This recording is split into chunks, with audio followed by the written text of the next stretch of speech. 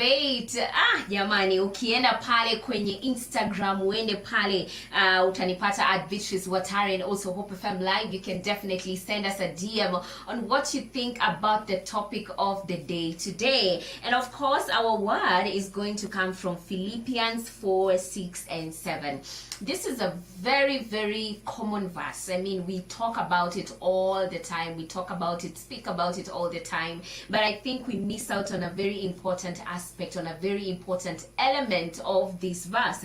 And that element is being thankful. So let me read it. Philippians 4, 6, and 7 says, "Don't worry about anything, but in all your prayers, ask God for what you need, always asking Him with a thankful heart.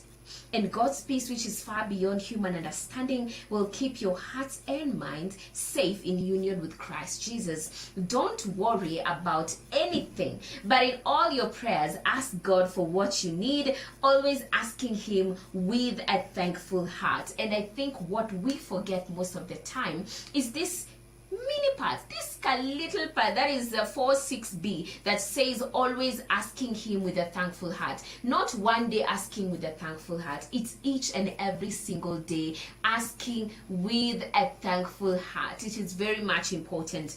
And I just want you to picture a child. You know, for those of you who are blessed with children, I think you would know this perfectly. If at all, let's say your child, one of them, let's say you have two children. Now one of them comes to you and is like, "Oh Dad, thank you so much for everything that you've done for me. Like, I'm so happy. I have good uniform, I have good shoes, I have a nice bag. Lakini nilikuwa tunaomba ka water bottle so that it will match with my bag and so that I don't have to struggle during lunch hours."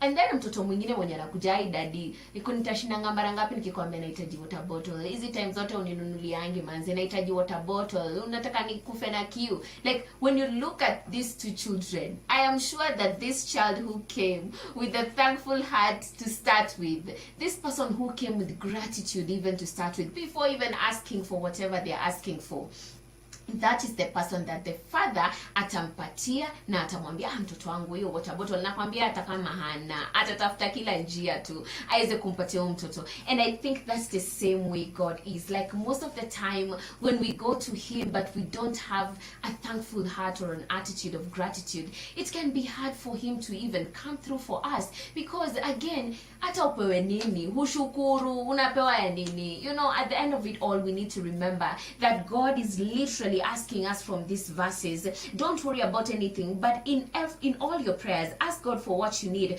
always asking Him with a thankful heart. And I think even from the story of the 10 lepers, if at all God was not concerned with us saying thank you, hakuna vile Jesus angeuliza huyu lepa mwenye alirudi kusema asanti, wengine wako wapi? And this one that came to even say thank you was actually a foreigner. So when you really think about it, and when you look at, you know, apologies. Nimerealize the nini ilikuwa mbali kidogo na sauti, lakini I hope you guys are getting me loud and clear right now. So when you look at the story of the 10 lepers, one thing we need to understand is that if Jesus Himself was questioning, like asking, why is it that hao wengine wako wapi? Wale ambao tulihitaji waweze kurudi na kusema asante wako wapi? We only get this one foreigner coming back and telling God, thank you for what you did. Thank you for coming through for me. Thank you for healing me. So it is very important to realize that Jesus requires us to be grateful. Jesus requires us to come back and say thank you for the things that He has done for us. And then when you move on, we get David in the Psalms, in the midst of feeling troubled. I mean, I really love this particular chapter of the book of Psalms in chapter 77, that, you know, David is expressing his sadness. He's expressing how he feels. He's expressing that, you know, he feels that God is far away and his enemies are winning. His enemies are really, really coming through for him. And somehow, kuna vile tu wana come through to him and they're trying to harm him. But what David says in this verse, anasema, I will remember your great deeds, Lord. I will think of all you've done. I will meditate on your mighty acts. This is Psalm 77, 11 to 12. So we find that David is reminded of the things that God has done for him. And immediately this changes the mood. Immediately this makes him feel positive about what is happening. He feels like, you know what, if God came through for me back then he can come through for me again and again and again. And in this verse we are reminded that we need to think of the things that God has done. That is number one. We have to remember the things that he has done back in the days, not just in our lives, but even in the Bible stories that tell us of the beautiful things and the wonderful things that God did. We have to be reminded of those things. And lastly, we need to meditate, think about them constantly, because when you have, you're constantly thinking about God, you're constantly thinking about the things he has done, yani ni rahisi sana tu ukue hata kama unapitia nini, you just get positive about the things that God is about to do and will continue to do in your life. And lastly, we need to be being grateful. We need to understand that being grateful keeps us from being stressed. When you're constantly thinking about the good things that God has done for you, you are more inclined to be,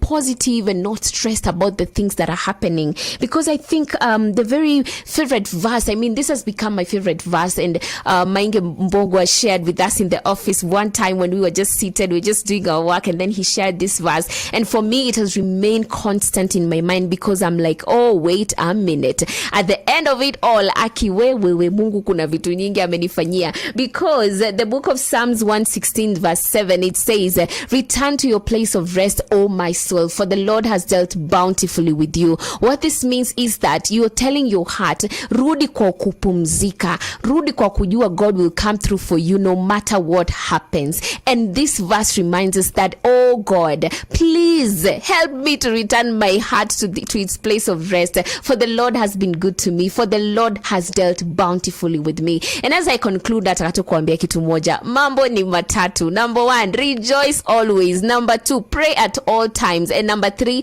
be thankful in all situations. That is today's bait.